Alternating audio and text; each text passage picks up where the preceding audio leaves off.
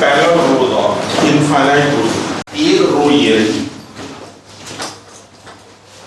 एक वोल्टेज, दूसरा, तीसरा, चौथा, क्योंकि इनफाइनाइट है, चाहे जहां चाहे जैसे ऑरिजिन बना दो, इससे कोई फर्क नहीं पड़ता, हर पॉइंट इसमें ऑरिजिन है। जो भी पॉइंट आप एज्यूम करोगे, जो वेलोसिटी उस पॉइंट की आएगी वही वेलोसिटी पूरी होगी। इससे b दूरी पर ये कोई दूसरी रो है, सपोज कीजिए ये पॉइंट z बराबर 0 है, ये z बराबर 1, z बराबर 2 and so z is equal to -a, z is equal to -2a, ऐसे कीजिए। दूसरी रो है इसके पैरेलल, यहां पर एक वोल्टेक्स रखा है, ऐसे इसके पैरेलल यहां पर एक वोल्टेक्स रखा है, ऐसे इसके पैरेलल यहां पर एक वोल्टेक्स रखा है, इसके पैरेलल यहां पर एक वोल्टेक्स रखा है। ये लेकिन अंतर इतना भर है कि ऊपर वाले सारे के सारे वोल्टेक्स नेगेटिव स्ट्रेंथ के हैं और नीचे वाले सारे के सारे पॉजिटिव, या ऊपर वाले सारे पॉजिटिव, नीचे वाले नेगेटिव, मतलब ऊपर और नीचे वाली रो में दोनों में किसी एक में सारे पॉजिटिव स्ट्रेंथ के और किसी दूसरी में सारे नेगेटिव स्ट्रेंथ के। ये सारे पॉजिटिव हैं, एंटी क्लॉकवाइज एरो बनाइए, ये सारे पॉजिटिव स्ट्रेंथ के हैं और ये सारे नेगेटिव स्ट्रेंथ के हैं, क्लॉकवाइज एरो बनाइए, माइनस माइनस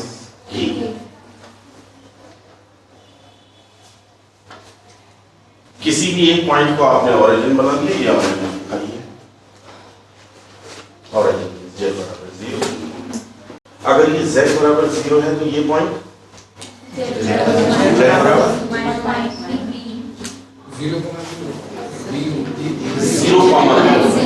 0,b से मतलब bi, रियल और इमेजिनरी पॉइंट अलग अलग रखते हैं ना, तो ये पॉइंट आएगा z बराबर bi, ये point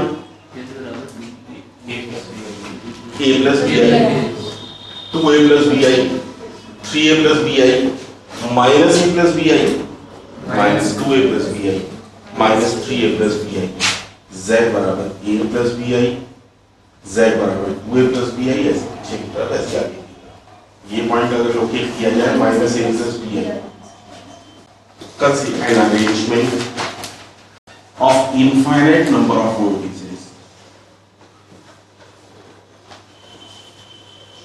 in two parallel rows such that number 1 z बराबर 0 पर, प्लस माइनस a पर, प्लस माइनस 2a पर, प्लस माइनस 3a पर एंड सो ऑन। कितनी स्ट्रेंथ के वर्टिसेस? प्लस, या ऐसे लिख लेते हैं, और z बराबर na पर, n मींस इंटीजर, इंटीजर तो सारे हो गए, 0 भी, प्लस माइनस 1 भी, प्लस माइनस 2 भी, तो plus minus a, plus minus 2a, plus minus 3a लिखकर हम लिखेंगे केवल z बराबर na पर स्ट्रेंथ ऐसे भी। दूसरा कहां पर? z बराबर bi पर, plus minus a plus bi पर, plus minus a 2a plus bi पर and so strength minus e। हम इसको लिखेंगे और z is equal to na plus bi पर। ये अगर रो नीचे की तरफ रही होती तो ये हो गया होता na माइनस bi, तब तो y कोऑर्डिनेट नेगेटिव होता ना, स्ट्रेंथ है माइनस। ये लिखने का तरीका होता है अरेंजमेंट कि z बराबर na पर पॉजिटिव के और z बराबर na प्लस bi पर माइनस के। जब n इंटीजर्स है तो इनफाइनाइट नंबर ऑफ वर्टिसेस का अरेंजमेंट है। कोई एक आर्बिट्ररी पॉइंट हम पूरे रीजन में ले लें, वहां पर पूरे के कारण कॉम्प्लेक्स पोटेंशियल निकाल से, पूरे के कारण जब अगर किसी स्पेसिफिक पॉइंट पर कॉम्प्लेक्स पोटेंशियल निकालना चाहते हैं तो w में से उस पॉइंट वाला minus. Now complex potential at any arbitrary point due to this street is given by W is equal to W1 plus W2, जहां W1 नीचे वाली रो के कारण, W2 ऊपर वाली रो के कारण, या W1 ऊपर वाली रो के कारण, W2 नीचे वाली रो के कारण, दोनों के कारण अलग अलग होगा ना, तो W1 और W2 दोनों अलग अलग निकाल के उठा के जोड़ देंगे W1, जहां W1 complex potential at P due to, चाहे लोअर बोल दो चाहे अपर बोल दो, ड्यू टू लोअर रो, जरा बताना लोअर रो के कारण कॉम्प्लेक्स पोटेंशियल सबका अलग is equal I k upon log z plus log z minus a plus log z plus a plus log z minus 2a plus log z plus 2a and so is equal to I k upon 2 log sin pi z upon k. W2 complex potential at P D2 अपर रो, ऊपर वाली रो के कारण बताओ, पहले तो negative square हो सकती है माइनस आई के अपॉन 2 पाई, जरा ये को सेलेक्ट करते जाओ, लॉग z माइनस बी है नहीं plus log z minus A minus B है, इसको पीछे वाला इसके साथ साथ plus log z plus A minus B है plus log z minus 2a minus B I plus log z plus 2a minus B I and so. अब देखो सब में z माइनस बी आई तो चल ही रहा है ना, right, z minus B I is equal to z1, अगर ऐसा लिख दें तो W2 इज इक्वल टू आ जाएगा minus I k upon 2 pi log z1 plus log z1 minus a, ये कितना बचा z1 माइनस, और ये z1 प्लस है, ऐसे ही z1 माइनस 2 है तो z1 square minus a square plus log z1 square minus 2 square a square minus I k upon 2 pi log sine pi z1 upon series z1 के term में आई है ना, z1 क्या है, और minus I k upon 2 pi log sine pi upon a, और z1 था z minus B है, सब्स्टिट्यूट 2 and 3 इन 1, तो W is equal to I k upon 2 pi form log sine pi z upon a minus log sine pi upon a z minus B है। ये भी complex potential आ रहा है बाहरी किसी बिंदु पर। अब स्ट्रीट का कोई एक पॉइंट सेलेक्ट करो, स्ट्रीट का कोई एक पॉइंट सेलेक्ट करने के लिए हमें करना होगा कोई सा इन्हीं में से कोई एक, z बराबर 0 ले लो, या z बराबर a ले लो, या z बराबर 2a ले लो, या z बराबर 3a, कोई भी पॉइंट आप सेलेक्ट करो। तो अगर कोई भी सेलेक्ट करना है तो ओरिजिन ही सेलेक्ट करना ज्यादा आसान है, वहां पे तो वोर्टेक्स रखा भी है ना z बराबर 0 पे। हाँ, समस्या तब आती जब z बराबर 0 पे वोर्टेक्स ही ना होता, तब तो आप z बराबर 0 सेलेक्ट नहीं कर सकते थे ना, क्योंकि सेलेक्ट तो स्ट्रीट का कोई पॉइंट करना होता है। If W dash be the complex potential at z बराबर 0, then W dash बराबर पूरे के पूरे कॉम्प्लेक्स पोटेंशियल में से I के अपॉन 2 पाई log z माइनस कर दे will be equal to I k upon 2 pi log sine pi Z upon a minus log sine pi upon A Z minus P I minus log z. If u naught v naught are the components of velocity at that point, then w dash को z के respect में differentiate किया था, differentiate करके उसमें z बराबर zero रख दिया था, तो minus k u not plus I v not आएगा, minus u not plus I v not is equal कर दो डिफरेंशियल जेड के रेस्पेक्ट में I k upon 2 pi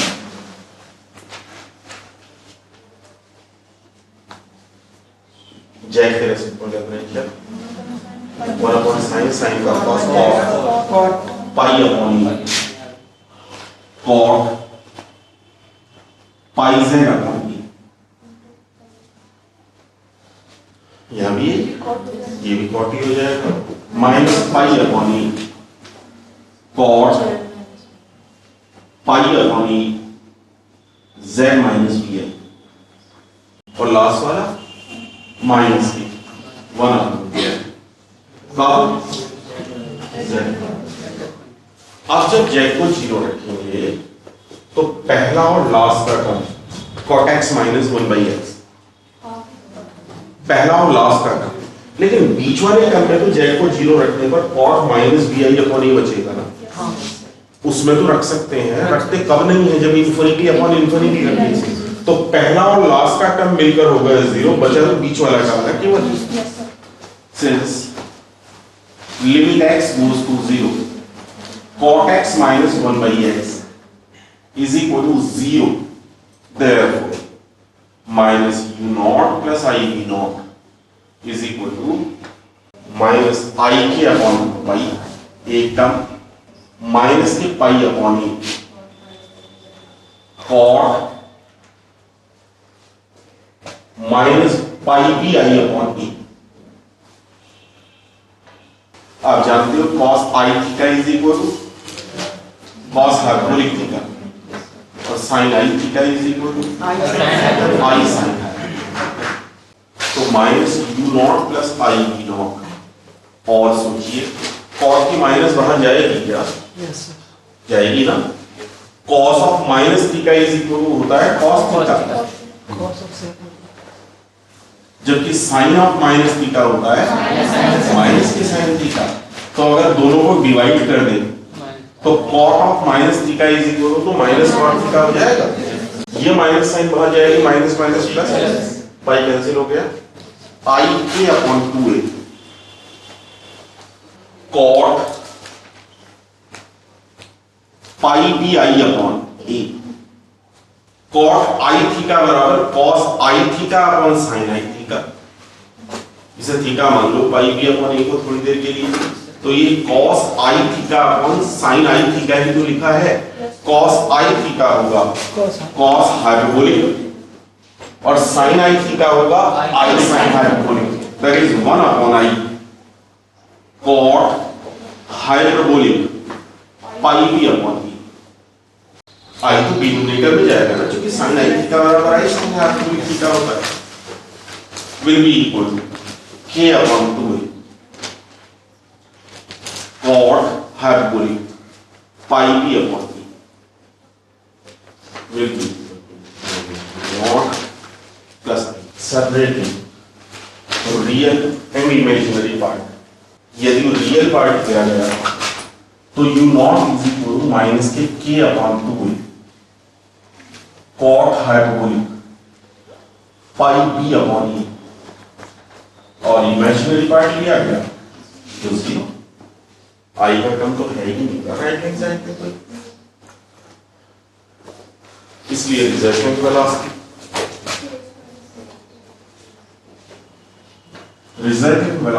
q not is equal to under root u not square plus v not square, v not है 0 तो u not नहीं आएगा, K upon 2 cot hyperbole pi b upon b.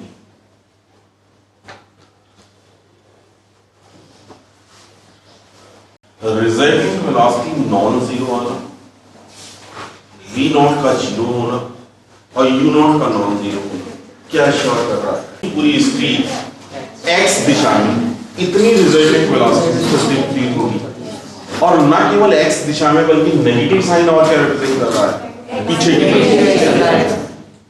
Negative x direction में u का negative होना ये sure करता है कि पूरी की पूरी स्ट्रीट नेगेटिव x डायरेक्शन में इतनी रिजल्टिंग वेलोसिटी से चलती प्रतीत होगी। क्योंकि z बराबर 0 कोई स्पेसिफिक पॉइंट नहीं है, z बराबर 0 हमने पूरी की पूरी स्ट्रीट में से कोई एक आर्बिट्ररी पॉइंट लिया है, तो जो वेलोसिटी उस आर्बिट्ररी पॉइंट की होगी वही वेलोसिटी स्ट्रीट के हर पॉइंट की होगी। It means the entire street will moves with resulting velocity इतना इन नेगेटिव x डायरेक्शन। और बाय द वे इसी क्वेश्चन में ये कहा जाए कि P पॉइंट पर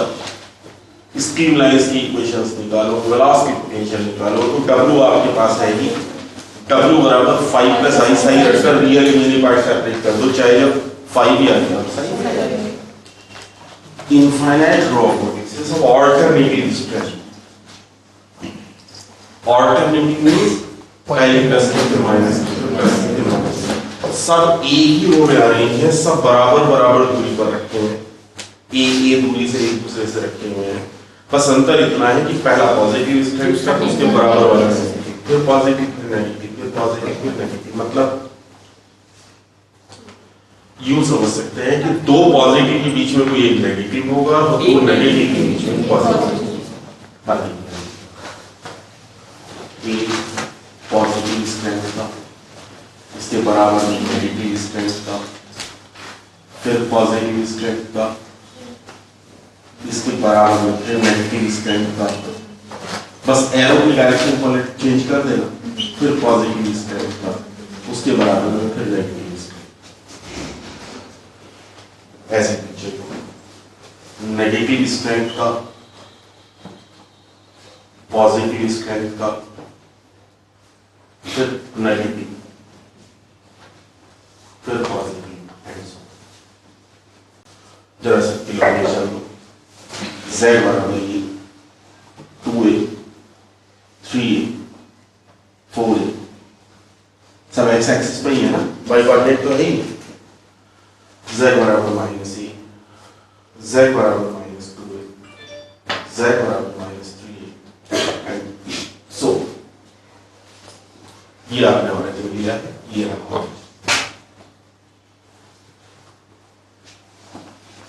अब अगर ऐसे करने लगे कि किसी भी आर्बिट्ररी पॉइंट पर कॉम्प्लेक्स पोटेंशियल निकालने के लिए सबको जोड़ दें,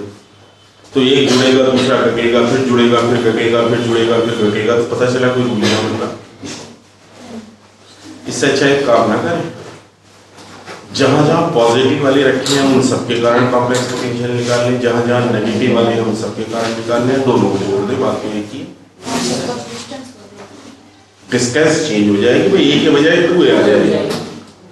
थोड़ी सी डिस्टेंस में तो चेंज आएगा और तो कहीं कोई इश्यू नहीं आएगा ना। कम से कम ये समस्या तो ना होगी कि एक टर्म पॉजिटिव दूसरा नेगेटिव फिर पॉजिटिव फिर नेगेटिव, फिर उन्हें मैनेज कैसे करें।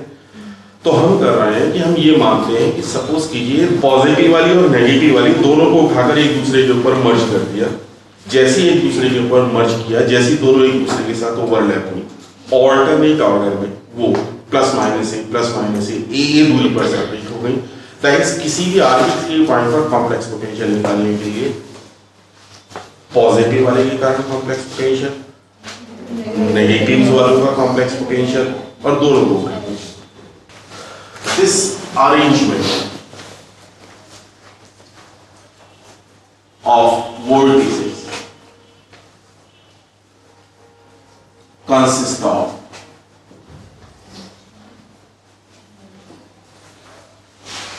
नंबर 1, पहले सारे पॉजिटिव वाले छोड़ो, z बराबर 0 पर प्लस माइनस 2a पर प्लस माइनस 4a पर प्लस माइनस 6a पर केवल पॉजिटिव यहां तो मैं सारे पॉजिटिव स्ट्रेंथ। सकता हूं और z is equal to 2na, integer का डबल हो रहा है ना, स्ट्रेंथ है पॉजिटिव। एंड दूसरा अब नेगेटिव वाले सारे इकट्ठे करो,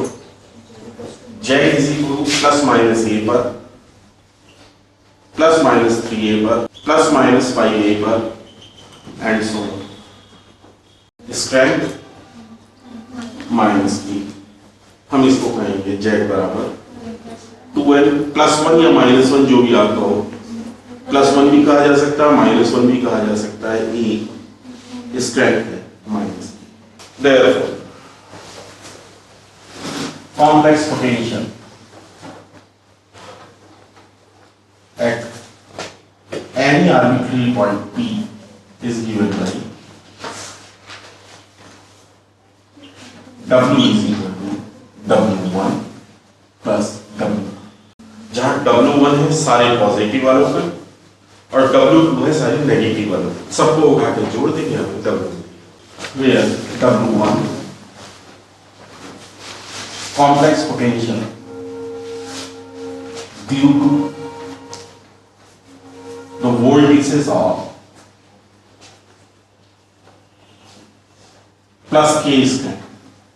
जितने भी पॉजिटिव स्ट्रेंथ वाले हैं उनके कारण कॉम्प्लेक्स पोटेंशियल। ऐसे W2 निकालेंगे जितने नेगेटिव वाले हैं उनके कारण कॉम्प्लेक्स पोटेंशियल। पहले पॉजिटिव वालों को सर्च करो, W1 is equal to Ig upon 2 log z plus log z minus 2a z plus 2a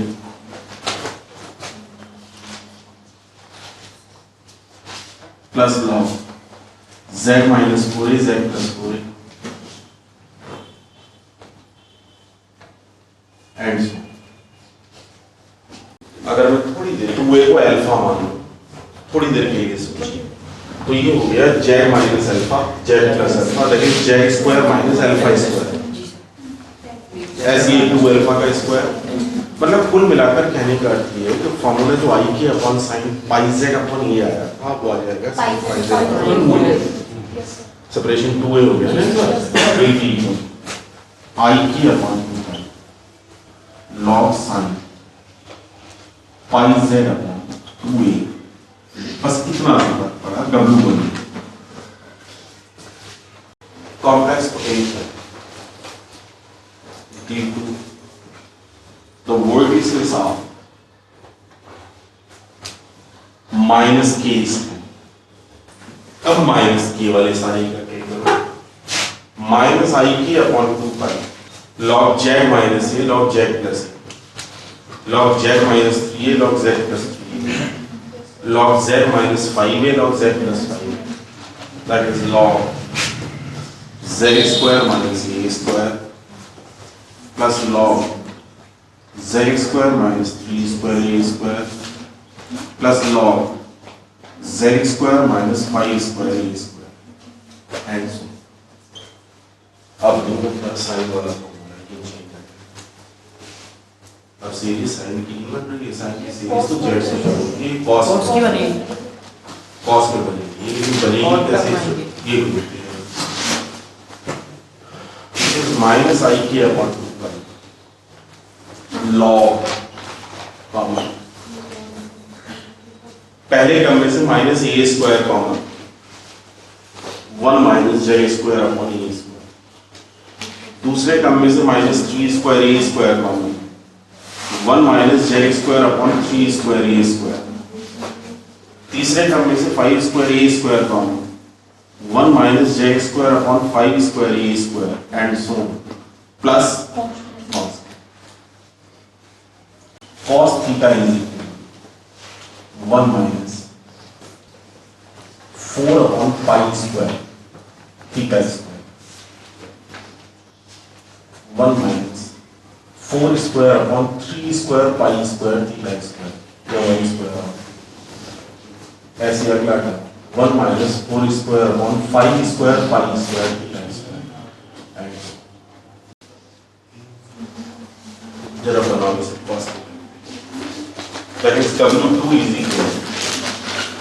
to minus I k upon 2 pi पहले टर्म को मैं मैनेज कर रहा हूं, मुझे चाहिए 4/π², तो 4/1 माइनस 4/1² अपनी तरफ से, विच इज πz/2a का होल स्क्वायर। 2 का स्क्वायर कट जाएगा, π² भी कट जाएगा, आया तो z²/a² ही ना। 1 माइनस 4/3² π²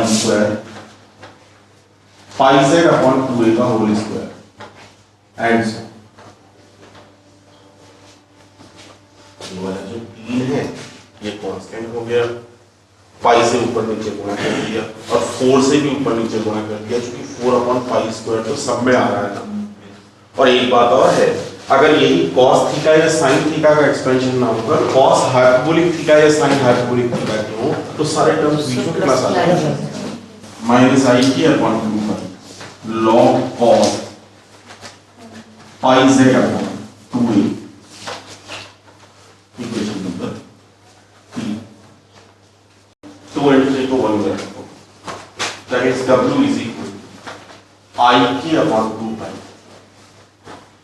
पहला टर्म आया था log sin πz/2a और दूसरा आया माइनस के log cos πz/2a। अब कोई एक पॉइंट इस ट्रीट का सेलेक्ट कर लो,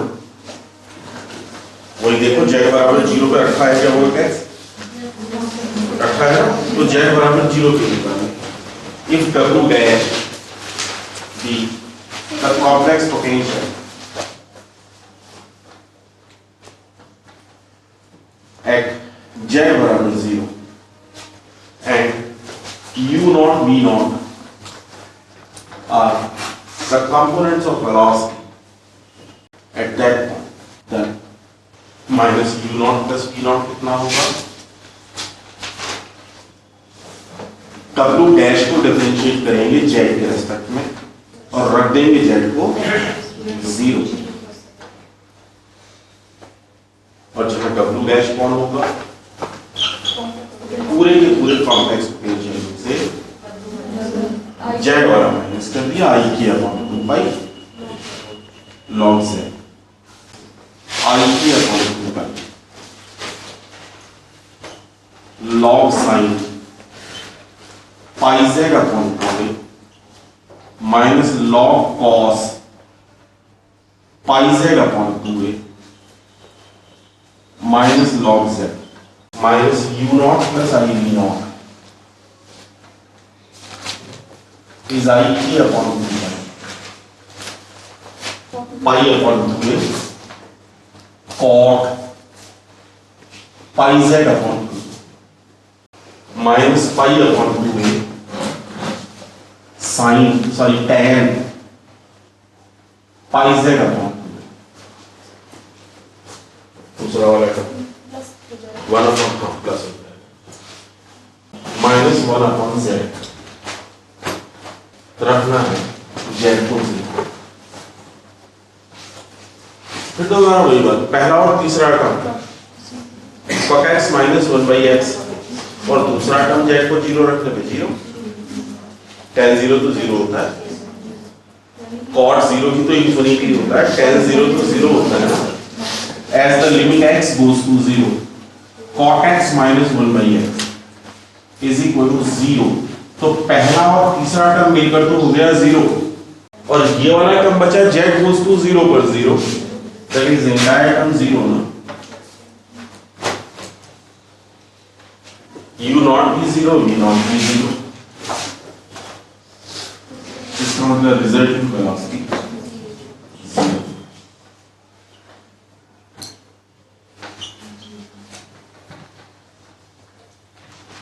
रिजल्टिंग वेलोसिटी का 0 होना फिर ये श्योर करता है कि पूरी की पूरी speed. Finally, the whole stream will be in rest.